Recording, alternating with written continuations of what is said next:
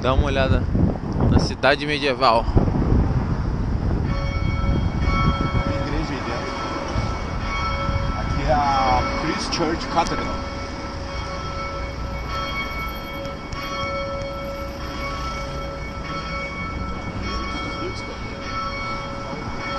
Olha o tamanho da criança. Paga na entrada. Na igreja não. Sim. Na igreja também?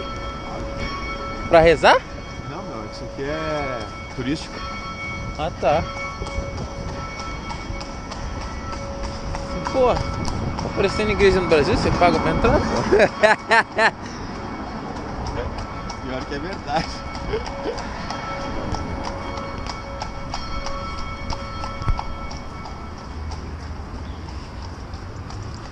Ih, já rasgou minha luva, hein?